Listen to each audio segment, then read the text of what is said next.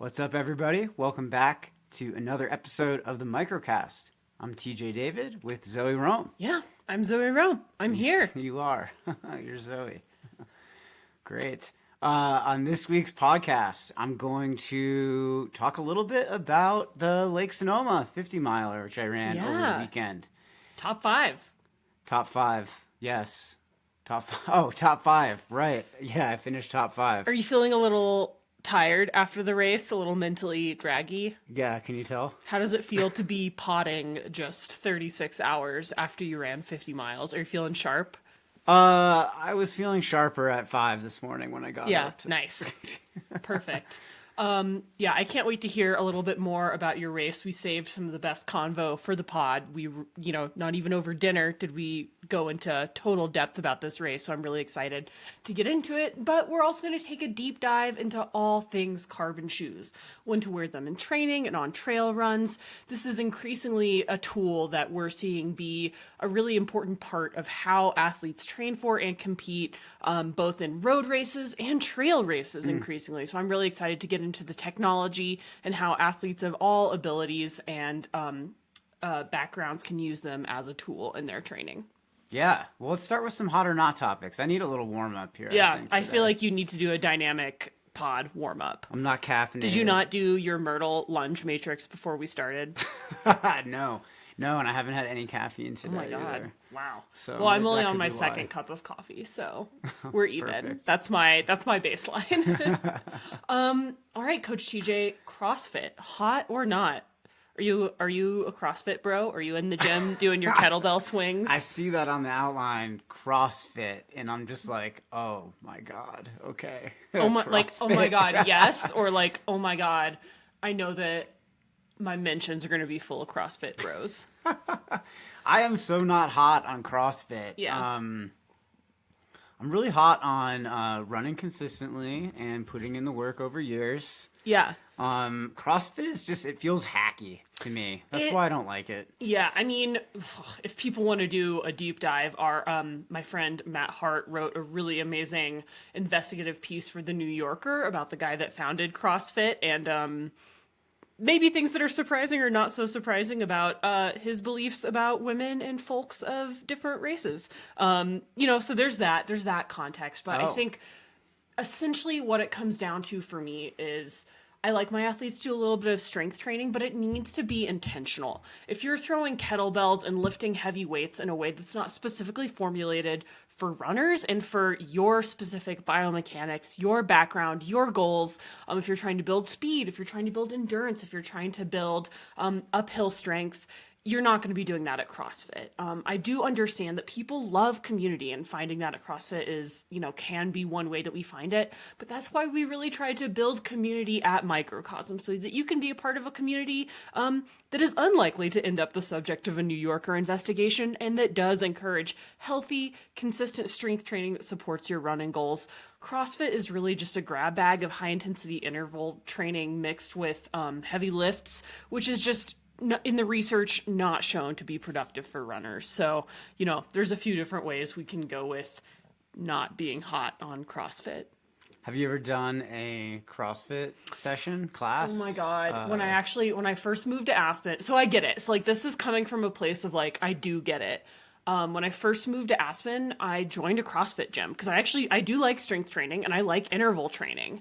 And I went, and again, I like that there's community around it. I like that every day you go in and there's a different workout. However, it made me so incredibly sore and tired because it just wasn't intentional, and I was going pretty hard at it. I did like that I was definitely the fastest person at the box. They call gyms boxes.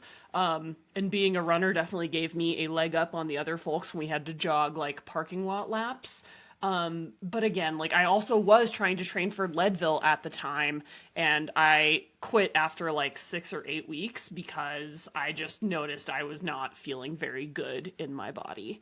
And again, I totally understand the need for community and the desire to do strength training. But I would push runners to be more intentional with their time and energy than just throwing shit around in someone's garage. Wow. But like okay. I was a CrossFitter. So Wow. to be clear, like I do, I have, I've been on both sides of the aisle on this one. Okay. All right. And I have the, I still can't really do a very good push up. But Well, that's okay. You don't thank need you. that for running. Yeah, no. Yeah. All right. Aftershocks headphones. Are you familiar with these? Are those the ones that you wear on the outside of your ear? Yeah, they vibrate your jawbone, so they're not like in your ear. So the idea with these is like cyclists really like them. They're transparent, so you can still hear and be aware of your surroundings when you're running while using them. Have you ever used them? No. It sounds good though. Yeah, no, I'm a fan. I currently use like the Beats by Dre Fit Pro headphones currently, the little Bluetooth ones, but I used to use Aftershocks headphones, and I do really, really like them, especially for trail running or cycling, because you can hear traffic and you can hear cyclists coming up behind you. So if you're someone who's like a little hesitant to wear headphones when you're out on a run, I think Aftershocks can be like a pretty good happy medium. Okay. I'll have to check those out because I use Adidas Bluetooth. Yeah. And I switched over to those at the end of last year. And before that, I was using just the regular iPod headphones. And I was like spending, I don't know, $60-$80 a year on replacing those headphones because they don't do well with sweat. And eventually you break them down. But the thing I noticed about the Adidas like headphones, the wireless Bluetooth, is like, yeah, it's convenient that they're wireless, and it's great that they are also like pretty sweat and waterproof. Yeah. I don't like how they cancel noise. Yeah. So I can't hear myself breathing, and it feels dysregulating when I'm running. So I run with just one in. Yeah. Maybe I'll try these Aftershocks. Yeah, try ones. the Aftershocks. We have a pair around the house somewhere. Those sound pretty cool. I feel like I should use these for cooking because I have a really bad habit of whenever I'm cooking dinner for us, I'll just be like absolutely blasting a podcast in my ears at full volume with the noise cancellation on, and TJ will come up to join me in the kitchen and we'll have a full-on conversation with himself because he doesn't realize I have headphones in. I mean, I just have defaulted to you always have headphones in. Yeah, I do like my headphones. I think you need to practice. You need Aftershocks for around the house. I know. That should be for my cooking and cleaning headphones. Yeah, where does one get Aftershocks headphones? Online. Like all things. But we have the feed? I don't know if they're That's on the popular feed. now, the feed, I heard. Yeah. Are you getting everything from the feed? No, I use a local running store. Independence Run and Hike, shout out. Yeah. Hashtag not sponsored. Yeah, I recommend Aftershocks headphones. We'll get you to beta test some, and then we'll have you on the pod to see if you like them. All right, that sounds cool. Relay races, TJ. Have you ever done a relay race? So this is like a race where you don't run. Okay, I don't think that counts when you're an actual child. 2001. No. I'm talking about as an adult. No, I've never done a relay race. In this decade. Have Summer you done camp, 2001. Oh my God. Okay. 15 years old. Well, I was like 1 year old. Okay, I guess I'm not 24. I'm not 15 years older than you. That's weird. That's fine. So relay race, this is something like I think is actually pretty fun for training. Shout out to Coach Drew. We used to be on a relay team for the Hogeye Marathon. We came in first overall. I think relay races are super fun. I think it's a really fun way to, again, like if you're someone who really values community and competition, this is a really great way to satisfy both of those values in a single event without having to do a big, giant race. I know you and I often talk about how much we like athletes to do shorter races to race themselves into fitness, so sub-marathon distances are a really great way to build fitness and to still practice those race skills, like racing anywhere from 5 to 15 to 20 miles can be a really great way to like practice competition, practice using aid stations, practice like doing a dress rehearsal for an A race. And I think a relay race is a really great way to sort of dip your toe into the racing waters without going whole hog and running a marathon or running a 50K. And it's fun. Like you get to be with a team. And I think that a lot of folks really respond to the accountability of like, okay, I really want to compete, but I don't want to go super long. And I really don't want to let my team down. So I know I'm going to get the training in. Yeah. I've got athletes who like to do these as like fun runs and stuff. I think they're pretty cool. Coach Drew is currently is currently building out a team for the Hogeye Marathon relay. So if you're someone who is looking to win a relay race, reach out to Coach Drew. Yeah. Let's find him a home. Northwest Arkansas folks. Yeah. Let's go. Yeah, trust me, you don't want to sleep on Coach Drew. He's like the undefeated champ of that relay. Oh, wow. I don't think he's ever lost. What about stage races? I mean, it sounds like we're pretty hot on relay races, but what about stage races? Those are kind of just like the opposite of relay races, Yeah. right? Like you don't split a distance. It's like you do a distance and then you do another distance and then another, and it's like ends up being a pretty huge weekend or a huge week. Yeah. You see these a lot in like weeks. I think of Trans Rockies a lot when I think about stage races. You and I have both, we've dropped out of 2 stage races at this point, just because they're so big, and I feel like I don't want to put words in your mouth. For me, when I'm racing, I really want to like go hard, like go freaking hard and be running. Like I'm not a huge fan of like a ton of hiking in races. And a lot of times stage races, they're in really beautiful places, but they're really steep. And because they last from 3 to 5 days, you have to be a little more conservative with your energy. Ergo, there's more power hiking than maybe I feel stoked to like invest a ton of time. And this is just like my personal preference. Like when I think about what's fun for me, I don't think athletes need to consider what's fun and exciting for them. Stage races just like, it feels kind of like a run, like a facilitated runcation to me. And while that is interesting, I feel like I'm just sort of at a place in my life that with the limited time and financial resources I have, I want to do a big zoom, you know, all at one time. Yeah. Yeah. But I would like to do it someday, you know? I mean, I guess I kind of like... What was the context of the stage races we were going to do? Were they both in South America? No, we were thinking about doing one in Patagonia, and then we were thinking about doing that one in Germany. Or right. Swiss, Austria. I don't remember. That's in right. Europe. That was 2 different continents. DINAFIT thing. Yeah, I remember that. Yeah, we pulled out on and that. just like it was, you know, it was in the context where I was training for Rio del Lago, which is a fast flat 100. And spending 6 days in the Swiss Alps, while really fun, I was just feeling more excited about doing well at Rio del Lago. So we pulled the plug on that one. And I was also working through injury, and I just didn't want to put the pressure of like, having to do significant vert and ramping up for that. But I think like stage races are a really great way to, again, like you usually do it with a partner. So having being able to connect community and competition, I think is so meaningful for a lot of people.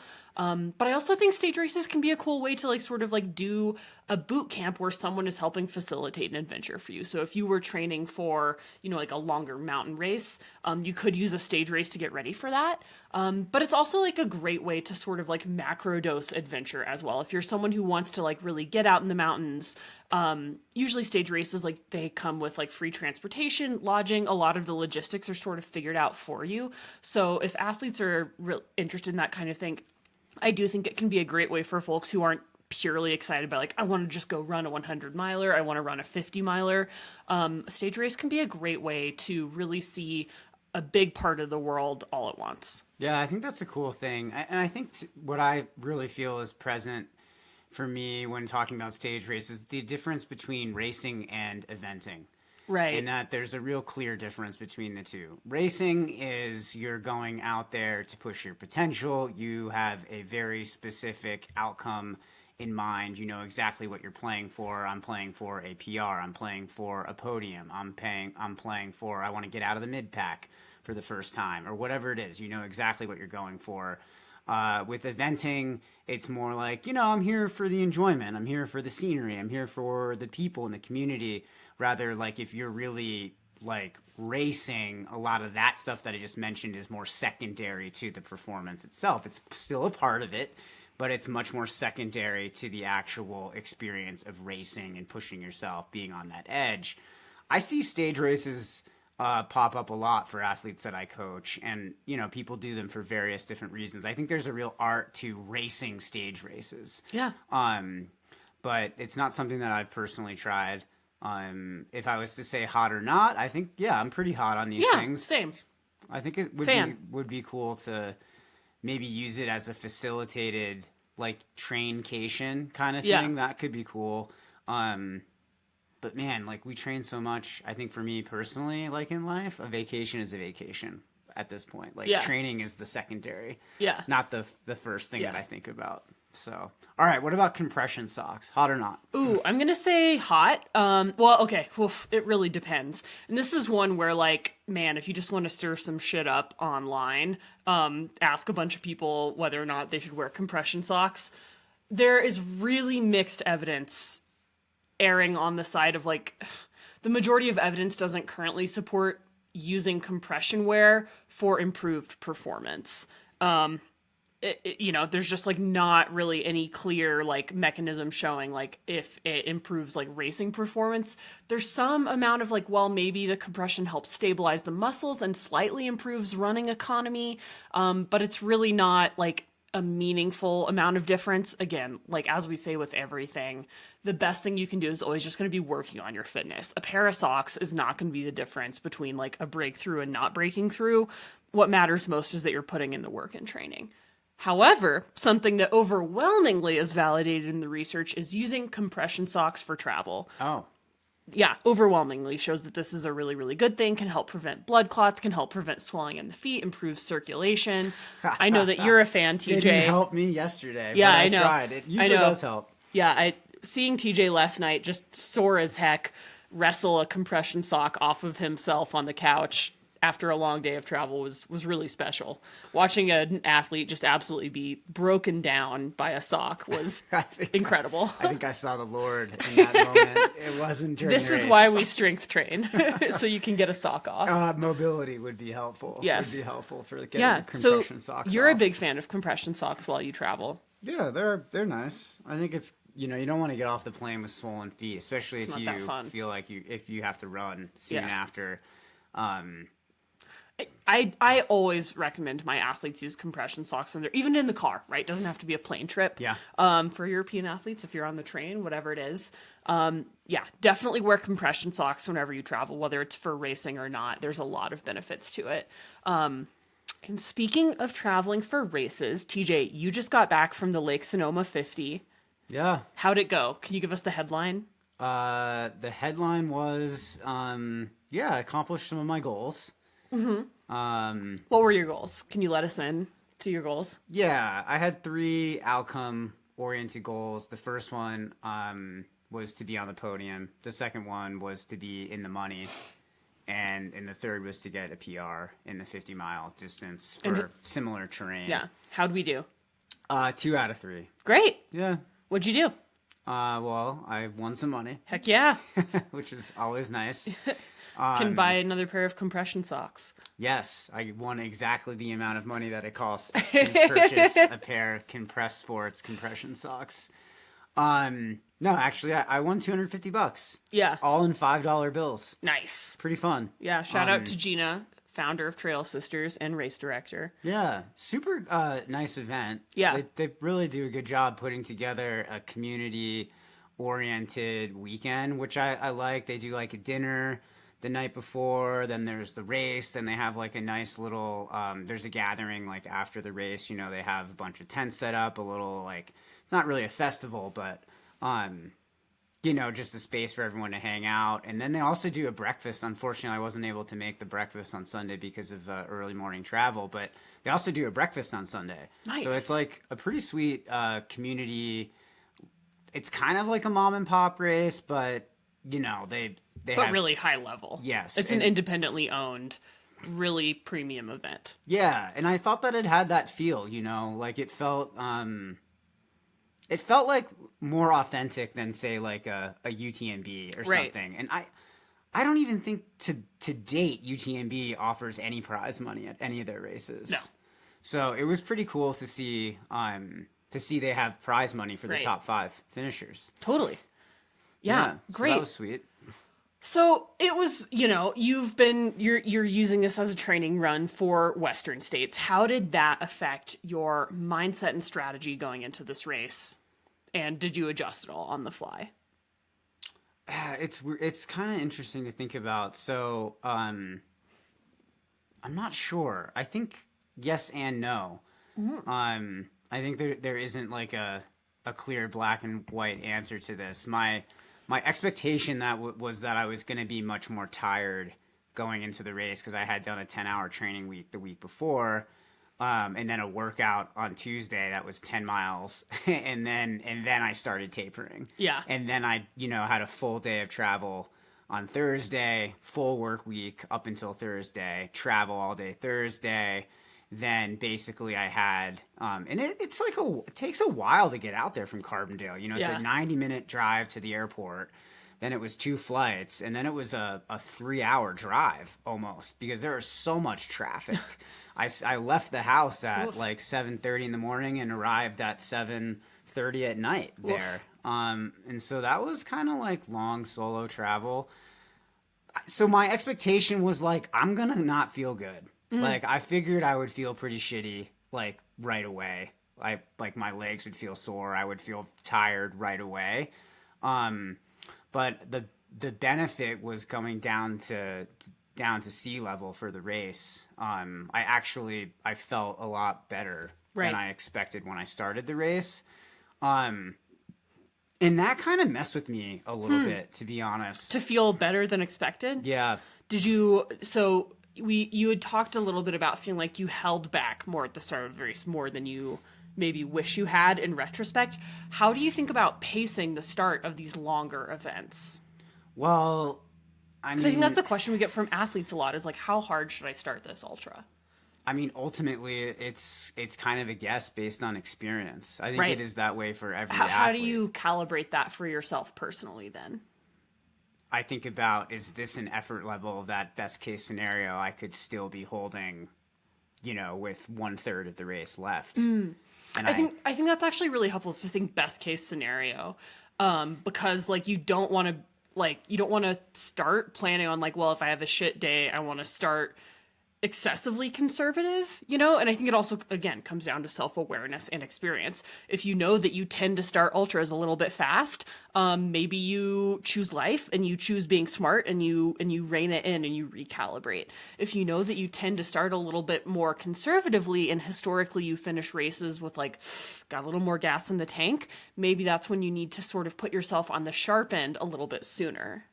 Yeah, definitely. And I think, like overall, obviously, a goal to PR in a race like this is going to involve going at a pace that probably feels a little outside the comfort zone. Although, like, I think for me, I just felt a little too controlled start to finish at the race.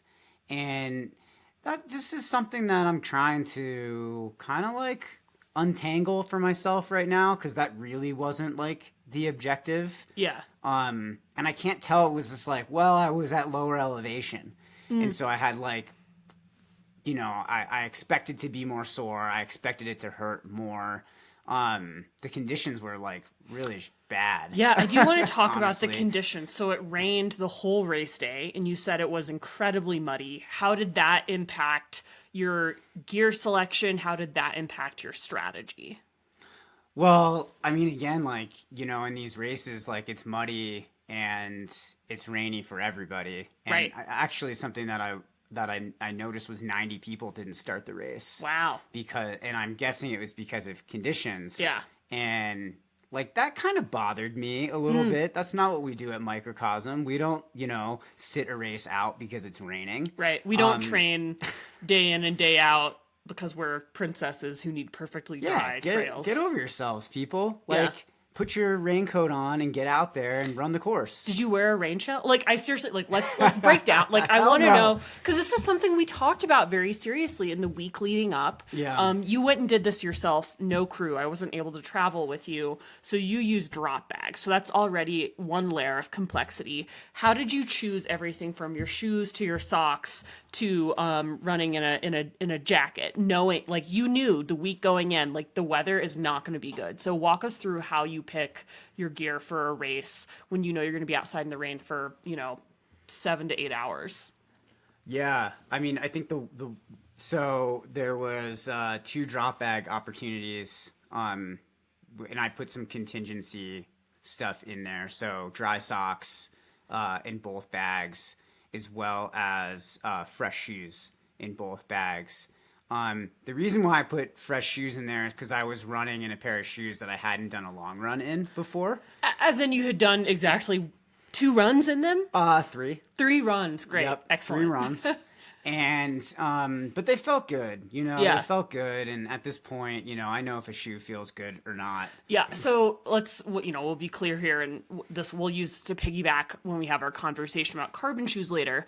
You and I both got a pair of the Adidas Agravic Speed Terex, brand new Adidas carbon-plated trail racing shoes. They're actually plastic plated. Plastic plated. Yep. Excellent. Kind of more similar to the Endorphin Speed, the Saucony Endorphin Yeah. Speed that we both really like. So I went on a run in these on Thursday, and I really enjoyed the feel, but they fucked my feet right on up. I showed you my heels last night, like all along my Achilles tendon. It just looks like I got chewed on by an alligator, and like on the sides of my feet there was a blister. So as soon as I did the trail run, I texted you and I was like, "Hey, maybe put a backup pair of shoes in your bag just in case." Yeah. I mean, that was the plan all along, anyways, because I was a little unsure of the fit, but I knew that the trails at Lake Sonoma are very, like, they're not technical at all. Right. There's barely a rock. That's awesome. On the course. That must be so fun. I mean, it is really fun to run trail like that. Like, honestly, it's refreshing when you live where we live. Yeah. Yeah. It's freaking sweet to Yeah. run trail like that. Like, it feels so good. Obviously, then you add rain and some pretty bad mud in some areas. And, that definitely... I was surprised I stayed up on my feet the whole day, Yeah. and I didn't have a fall. No dirt naps, No, but there was a few, slip and slide moments. ice skating kind of like situations. But those Adidas shoes, they actually did pretty well in those conditions. I would say the one thing when talking about gear is I had like basically the polar opposite version of that shoe in my drop bag. So I had Speed Goats in the drop bags, which are a comfy 100-mile like long ultra shoe. I call those the Ultra Dad shoes because like they just feel great. They handle all kinds of conditions quite well. I do think the Speedgoat 5 is a little more responsive, so I do like that. I think earlier versions of the shoe felt a little, to use a TJ parlance here, dead fish-esque. Not super responsive, but they do handle technical terrain and mud quite well. Right. Yeah. And so like the Adidas was a little with my feet and my lower leg stuff that I kind of had earlier this season. I was like, like it felt a little tentative at the beginning of the race. And I think I also, I got at the beginning of the race, I was mentioning, mindset. Well, we talked a little bit about this last time. I want to be on my growth edge. I want to push for that PR. I don't think I was very clear in our last podcast when we were talking about the lead up to this race of like, here's what I'm playing for. I'm going for the podium. I'm going for the money. I think I talked a little bit more about the PR. Yeah. And I think that was... Why is that? Is that? Well... Were you a little hesitant to get vulnerable on the pod? It's not about being vulnerable on the pod. It was more just like, I knew this was going to be a training race. I wanted to finish feeling like I had at least another 10 miles at that same effort in my legs before I would have to address like any kind of slowdown or any issues. I feel good that I accomplished that. Like I finished the race knowing I could have gone much farther at the same effort level. And again, like, I think it's important to contextualize this, that Lake Sonoma 50 was not your A race. Right. You were always using this as a training run for Western states. And, obviously coaches and athletes should always have a conversation about their goals and expectations, approach and strategy going into events, because it should be specific and different for each event. Yeah. And I think just like, starting out the race, I just had a feeling it was going to be more competitive going into it than what actually kind of went down once the gun went off. Yeah. And so, like, I just didn't have, and I think this was a big mistake for me because I feel disappointed a bit in my performance because I didn't have clarity around the outcomes that I was playing for until really the gun went off. Yeah. I should have just because I do this thing where I never look to see who I'm racing against. Right. Like I always want to race my best based on, whatever happens out there, not based on what other people are doing. But, then there was a little bit of a trap like, oh, wow, I actually feel quite good. Somehow I'm feeling very recovered. Thank you sea level. Oxygen's a hell of a drug. And like I kind of was just sizing up, some of the field around me, and this is kind of something that I always do because I try to gauge, okay, where should I be here Right. in the first 10 miles of this race? Where do I want to be? With whom do I want to be? And I think I just wasn't clear enough, and it made me let myself off the hook, and get behind some folks that I knew I would just eventually pass, instead of just taking control of the situation right away and just passing them. And that singular thing, I think, cost me not, second place, honestly. I think that cost me the 8 to 10 minutes off of second. I finished fourth, which is good. 2.5 minutes back off third. And like, those guys ran great races. Like, right. no doubt. Like, I was very close to catching up with the guy in third. At the last aid station of the race, he was going out when I was going in. And I think, like, I was definitely pushing myself and trying to conjure up that competitiveness. But I think there was just a lack of clarity about what I was really playing for throughout the race that didn't allow me to totally focus the way that I normally would. Yeah. And then there was another moment a couple miles later. And this race is super interesting. It reminded me of racing in Arkansas a bit, like, where it kind of, you have these like haulers. You guys call them haulers, right? I don't know what they call them in California. I don't either. We definitely call them haulers. Like, really similar to that, where you go around like these like turns, and then you go up real steep for like maybe 100 feet, and then you go down for 100 feet, and then you go around another turn into like kind of like a weird corner, like a pocket, and then there's like a river running down, and then you go up 100 feet and down. And we got to one of those sections, and he was right on the other side, and I could see him, and I don't know if he saw me, and I was like, oh, for sure, I'm gonna snipe and get this guy. And yet somehow, he couldn't have been more than a minute in front of me at that point, and I was moving very well. But still, he was running a great race. Yeah. And that was awesome. But I think, having that lack of clarity around exactly what I was playing for caused me to like just, be a little too loosey-goosey at the beginning of the race. Also, it felt like maybe I was a little too complacent with like taking time with the drop bags and stuff. Like, we're talking about gear, right? Yeah. Like, I had some contingency stuff in there. Like, I don't know, like, you're going to be wet the whole day, so I don't wear a rain jacket. Right. Like, you're not changing shoes and socks because... No, I didn't change shoes and socks. Like, that was only in case those shoes didn't work, or if I had any blisters from being wet all day. Like, I didn't... it would have been nice to have somebody, like, just hand me my flasks and stuff and go, because I had 8 minutes of stoppage time on the course, which was the difference between fourth and second. But at the same time, it's like, no, like, maybe I'm trying to frame it like this was good practice for Western. Yeah, that's like, what you I'm gotta really... just slow down at those aid yeah. stations, so not forget anything. That's what I'm really curious about is, again, this is something that I've been talking with a lot of my athletes in our deep dive calls about, and this is, again, why I really think that investing in the level of service where you get to have the one-on-ones with your coach, particularly if you're doing, races and using races as training events for an A race, but I think it's so important to, like, something I've been working with my athletes on is, like, especially when we're doing early season rust buster type events, is like, I would always rather my athletes have a learning day than a good day. Obviously, you always want your athletes to, like, have the result they want, to have a fun time. Yeah. But I think that when it's not the A race, there's some things that you can kind of only learn through, maybe not nailing in a race.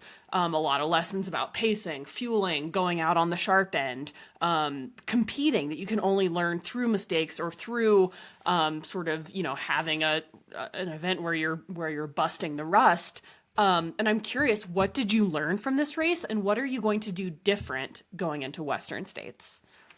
Well, I think for Western, I want to be much more clear about, like, here's what I'm playing for. Are you going to share it on the pod? Yeah, I think when I get to that point. Yeah. It's early, but I just, we're still just to tease for the folks at home who are following your Western States training. Yeah, I think I want to have that clarity. Like, the difference, I felt like the real difference between, like, UTMB, Valhalla, and Argentina, which we raced in May of last year was like my fitness was much better. I felt like fitness wise much better right now, but back like at that race my focus was much better.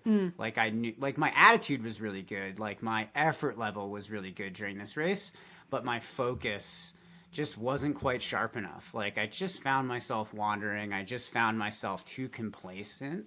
Like yeah, like, and kind of my attitude was like just kind of just run the course. Yeah. And it's an interesting attitude to have. Like I've been thinking a lot about that in the context of like performing arts and being a musician and like yeah. a lot of the jazz shows that we've been playing lately. I've had like we have this attitude with our group that is just like just play the gig. Like don't get fancy, don't stay within yourself, play the gig. That's how Right. you're gonna get rebooked. And I kind of was like, sometimes you gotta like try to like also step outside of yourself and flirt with, your potential. Because just playing the gig or just running that course, I think maybe for me a little bit, like maybe my ego was stepping in to protect me or something there. Like, I think it was because just that lack of clarity on the outcomes. Like I should have been a little more clear, like, I'm going for this podium. I don't care who shows up to this race. Yeah. Like I'm going for that podium no matter what. Rather than like, like deciding like halfway through the race, like, oh, I can be on the podium today, and then trying to like make it happen. Right. Because that's not vulnerability. Not really. I mean, I ran pretty hard in many of the sections in the last half of the race and was quite surprised. Like I think I told you, like we talked on Friday, I was like, oh, I'm probably gonna like hike quite a bit of these uphills, like they're really steep. And during the race, like I maybe hiked like up 1% of the up. Like I ran basically, that's the most vert I think I've ever run at any race ever. Yeah. Over 10,000 feet. The way of that vert. you're moving around the house, I think backs that up. I can feel Watching TJ haul a suitcase up the stairs last night was really something. I wish I had my glutes. videoed it. Yeah, they're sore. Anything else you want to share with the folks about racing Lake Sonoma, using a 50 to train for a 100, or final reflections as you sort of, we're transitioning to the next phase in your Western States training? Right. Yeah. Man, it just was nice to run trail. Yeah. Yeah. I mean, I trained for this predominantly on road with only maybe 6 trail runs or something, like 4 long runs on trail and a handful of easy weekday runs on trail, because we just got trail access in like the last basically 2 weeks before this race. And you did a 50K on gravel road as your key long run. Right. And so, never count out just like how important working on economy and developing your foundation is as an athlete. Like I did this off of like 5,000 or 6,000 feet of vert a week. And your booty is going to be feeling it. The race had more than 10,000 feet of climbing, and I didn't have an issue on any single climb. Hell yeah. Like I could have totally continued to run and ran uphills. So, do the work. Do the work. It really does the make a answer, difference. The best way you can spend your time and energy is always improving your fitness. Yeah. And it's a great event. Like, they have different distances and stuff for all sorts of folks. I would totally recommend this race to athletes. Yeah. Gina Lucrezzi, just someone I look up to so much in the space, founder of Trail Sisters, does an amazing job advocating for women in trail and ultra running. So I would definitely encourage folks to check it out. Yeah. Cool. So, you talked a little bit about choosing to wear carbon shoes for this event. And this is a question that has launched 1,000 Let's Run arguments. But like, why do carbon shoes work and when should you wear them? And I think something that is so interesting, and this is something that exercise physiologists are continuing to study, but people actually don't know if it's more the foam or more the carbon or more the relationship between the carbon plate and the ankle joint that causes the propulsion. But increasingly, the reason that we're realizing these super shoes, so the shoes that have mega stack height and use a supercritical foam with a carbon or or a plastic plate in there, TPU plate, is actually a lot of it comes down to the supercritical foam. So the really bouncy foams. And this is a technology that we're seeing leak from the world of marathon and road running into the world of trail running. And I'm curious how you how do you use carbon shoes in your training and racing? Yeah, I love this question because I get it a lot from athletes. Yeah, it's something that, increasingly, if you want to run a marathon PR or be competitive in the road, I mean, and even trail space, knowing what footwear to choose is a critical skill that athletes need to have. I mean, sometimes it even comes down to, it's just like, I haven't been able to get that breakthrough. It's like, but you're doing so many things right. Like, have you tried carbon yet? Yeah. Yeah. Just like putting carbon on for a couple workouts and then using it at the race can like make an insane difference. I think in the context of trail running, the thing that I'm noticing is that foam also tends to be like on these new Adidas shoes, like it's a really soft foam. Yes. So it kind of feels really nice to run for many hours on a shoe that's soft.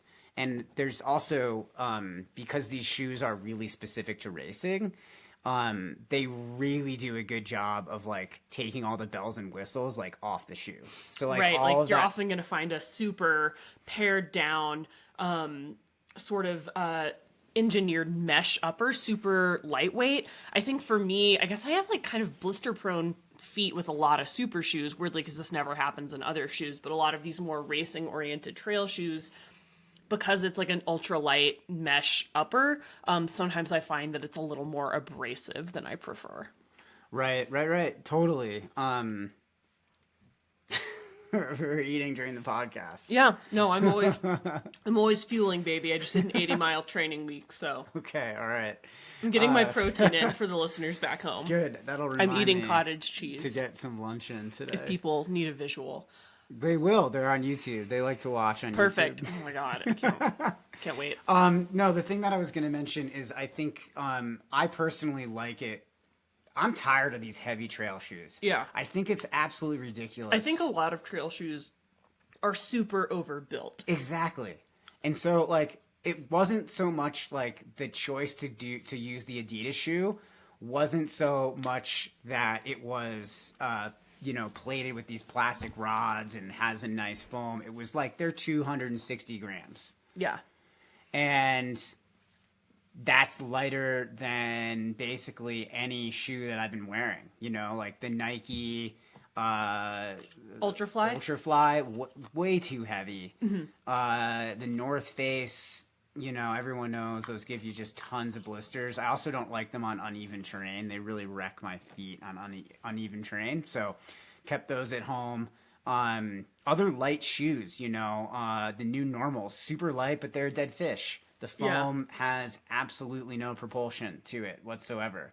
Like, you want something on your foot that's going to help with your efficiency. So it's got to be light. I think this is why it's such an interesting conversation to have in the context of trail running, because you don't always want propulsion. Thinking of Lake Sonoma, that's a very smooth trail. So the majority of the time you're just moving forward, right? Like there's not a lot of lateral movement. You're not navigating technical terrain. You are running for the majority of the race. However, when you start getting to more technical terrain with lateral movement, when you think about how carbon plates and like different plates work, like in the Hoka tectonics, there's two parallel plates, kind of like little skis built into the midsole of the shoe, mm-hmm. which kind of helps negate some of the lateral movement. But a big issue that we see in a lot of trail running super shoes is that you can't control which way you get propelled. So when you think about sidestepping and all the different lateral movements that a lot of times technical trail running entails, a carbon plate isn't going to be helpful and in fact can just lead to a feeling of instability. Yeah. That's just true. That's just true. Well, I think, yes, it's true. But I think like with any shoe, there's a learning curve to getting used to it. And then once you kind of understand the way that it responds and acts, you can pretty much use it in any terrain. I think it really depends on the ability of the trail runner. So if you're someone who's not very confident in technical terrain, putting on a hella unstable shoe with a crazy stack height is not going to be helpful for you. I agree with that too. Yeah. And then when you start to think about, again, like the movements that you're doing in your shoe, if you're doing a race that has a lot of power hiking, carbon does not help you at all when you're power hiking. In order for it to work, you do have to throw a certain amount of energy into it because, again, the way these things work, it's not mechanized propulsion, it's not a spring, it's just a responsiveness and an energy return. So you're putting less energy into a shoe when you're hiking or walking than you are when you're running. So if you're doing a race with a ton of power hiking, like hard rock, UTMB, or even a training run, like training runs, just steeper races where you're hiking a lot, a carbon shoe is not going to be very helpful for you. And I think that gets to a pretty interesting dynamic of carbon shoes generally, whether you're looking at trail or road running, is that you're going to get the most benefit from them when you're running faster than a 9-minute mile, because you do need to put a certain amount of energy into the shoe to get a solid response out of it. So if you're shuffling, a carbon shoe is not going to be very helpful because you're not really putting enough energy into the shoe to get a significant return out of it. And different people's biomechanics interact differently with carbon shoes. There are people that are called carbon shoe super responders. Oh. And that's just someone who's the biomechanics of their stride is more adaptable to a carbon shoe than not. Another thing that I find, just like as a shoe geek, very interesting is different shoes, like different brands, work differently with different people's biomechanics. Like the Nike shoes were originally built for Eliud Kipchoge. I know that personally my stride looks a little bit different than the, the world record holder, unofficial world record holder. But like Brooks designs their shoes around Des Linden. So a lot of these like tentpole shoes are designed for the strides and biomechanics of elite athletes. So not every shoe is going to work for every athlete. And if you're running an 11-minute mile, slapping a carbon shoe on your foot is not going to help you a ton. It can actually lead to an increased risk of injury. Well, yeah, I'm curious if you think it's that way on the trails too. Like if you can't run faster than a 9-minute mile on trails, is there any point to using super shoes? And I think I would say, yeah, possibly there is, because the more efficiency you can get out of each stride, the less energy and oxygen you're going to consume, the longer you're going to be able to perform at a higher level. So why not?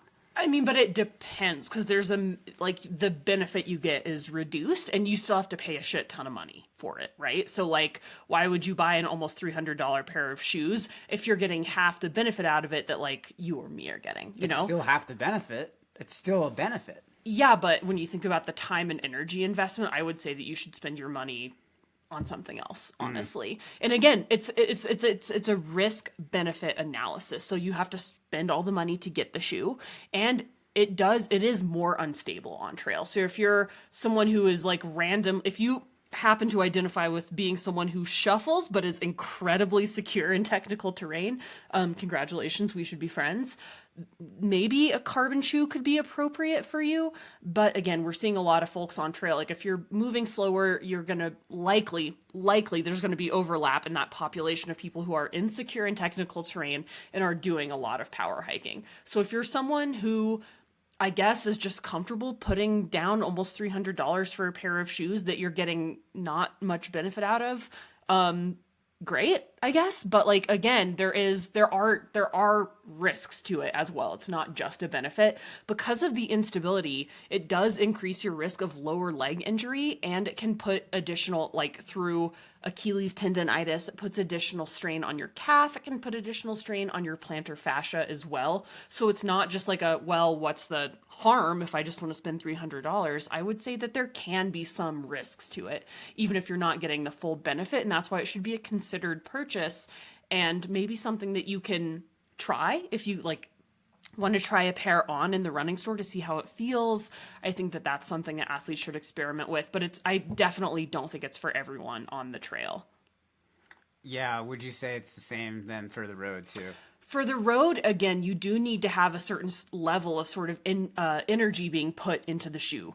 I would definitely recommend athletes experiment with using them for speed workouts, and definitely for racing. If you're racing on the road, truly racing, like going faster than a sub 4-hour marathon, definitely invest in a pair of carbon shoes for your A race. I would not recommend doing all of your training runs in carbon shoes, because again, there is that risk of injury. And actually there's really fascinating studies showing that the way that carbon shoes interact with your stride in road running, you're not using the same amount of muscles. So what PTs are seeing around the country, and this is again something that we've seen in the research, is that you're not recruiting as many muscles in your lower leg and foot. So if you are wearing carbon shoes all the time, then you go back to a normal shoe, there's going to be an increased risk of injury because you're not using the same amount of muscles. So definitely continue to do the majority of your runs in a non-plated shoe, and then save the plated shoe for your workouts and your key races. And long runs. And long runs. Yeah, key long runs as well. Yeah, I like mixing it up. I'm curious. So I full disclosure, I purchased my Adidas shoes full price. This was not like a try these out or anything. Right. Kind You of were situation. all in. I went for the Full fastest send. pair of shoes that I could find for a race that required a very fast pair of shoes. Right. And I did notice, like in researching and looking at options out there, Adidas makes this same shoe without the rods in it. Right. And so I did buy a pair of those shoes as well, and hopefully they come soon. Because I am curious to see what the difference is between, okay, how much is it these like the plastic rods that they put in here, and then how much is it actually the foam that makes the difference. Because you're not the only person that's curious. Again, this is something that like I saw in the past 3 years. CU Boulder has done like 5 studies on trying to determine what is the most impactful. I would definitely encourage athletes to maybe experiment with trying a shoe that does have one of these supercritical foams in it. Nike makes a ton of them because I think that that's something that can be more appropriate for a wider variety of athletes because it's less dependent on your biomechanics. Again, it is going to be a little bit more expensive. I also do feel that it leads to some instability on the trail. Some shoes, sort of like the original Saucony Endorphin trail shoe with a supercritical foam, to me kind of feels like an out of control bouncy castle running around in it, because again, on trail you can't always exactly control which direction the energy's going in, and when you're making lateral movement you don't want to get just like thrown out of your shoes. And I think the biggest issue that I find as an athlete, and I wonder if you're an athlete out there listening who's used carbon on trail, maybe you've had a similar experience, let us know. But I find the biggest issue is not whether or not there's rocks on the trail. I find that the biggest issue is how your foot is striking the ground. So the angle of the actual terrain that you're running on. Because that affects your biomechanics. Right. So for example, if you're running on single track, on a switchback that's kind of cutting across a slope, and then that trail is at an angle, that's where my feet hurt the most. That's where I feel like, geez, this place kind of stinks right here, because like it's, in a regular pair of shoes, you don't feel like you're over like having to stabilize with your foot in those situations. I find like those deep trenches, those like, really suck with those carbon. are awful with carbon. If you don't have a trail that is flat, if you have that trench where then like you're kind of like one foot's going in the trench, the other's going on the side, and the side is not flat, it's at an angle, that is really where I find it's just like, oh my God, you couldn't get me out of those situations soon enough. And there is a bit of terrain, angled terrain at Sonoma, and that was definitely something that I was like, ooh, early on in the race, I was like, ooh, it doesn't bother me when I'm climbing, but it's mostly when descending. Because also when you're using, that kind of foam, or, and I've run quite a bit on trail with road super shoes. Right. And I don't fuck with that. I love it. I don't fuck with that. But I think that like on the descent, like, you really feel like you're being pushed down the hill, and then it kind of gets a little like, I feel like it gets a little sketchy when the terrain isn't even, because then you have a lot less control of where you can put your feet. In our last few minutes here, I want to hear a little bit about your shoe quiver, and I want to share what Supershoes I'm currently using and liking. So for longer, less technical trail runs, I really like the North Face Flight Vective Pro. This is their sort of like kingpin super shoe. I really, really like it, with the slight caveat that I'm not totally sold on the durability of the upper. So the original pair of these shoes was super abrasive, had this like foam or this mesh upper that just destroyed my feet. They've improved Mine that, too. and the new mesh is a lot softer, and I'm just not totally sure about the durability. I've only run about 100 miles in mine, so it remains to be seen. A shoe that I love and swear by, and I'm really excited to see the new version come out this spring, is the Hoka Tectonics. This one I really like for slightly more technical trail running and for longer events because it's a little less aggressive. The stack height's a little more moderate, has a better cockpit feel, like your foot really fits down into the shoe better. It has the parallel sort of ski plates, which just helps it be more adaptable to a wider variety of terrains. So I like the Hoka Tectonics. And the new Adidas Speed Agravic. I think is a really great shoe. Again, this is sort of like your race shoe. This is like a very pinnacle $250 pair of shoes. I think it handles really well in technical terrain. I think it has some of the most responsive foam that I've demoed so far, with, again, the slight caveat that this thing just beat the bejesus out of my heels. And then for road running, I really like the New Balance RC Elite, which is their road racing shoe. This is my favorite shoe for speed work and for fast road runs. But again, different strokes for different folks. Those are just the ones that I've tried and enjoy the most. Nice. Yeah, I like the endorphin. The Saucony Endorphin Elite, I think it's called, the Speed Elite or something like that. That's a great long run. Saucony Endorphin Speed is their trainer, is their plated trainer. You're one with talking the about the carbon race shoe. plate, the race shoe. Okay, Yeah, I like that shoe a lot. Great for like long road runs with speed, and great for workout days. Yeah. I obviously, only on dirt road or pavement, not using those on the trails. I got the new Saucony Endorphin, the most recent version. I was going to race Sonoma in those, but because of the weather, seeing that, I made you didn't want to wear a road shoe. No, I made the quick switch to the Adidas the week of. And I like that shoe. I think that'll likely be the shoe I wear for most of Western states. I think it's got a nice, soft but energetic feel to it. Also a higher stack height. I'm not quite sure about the fit.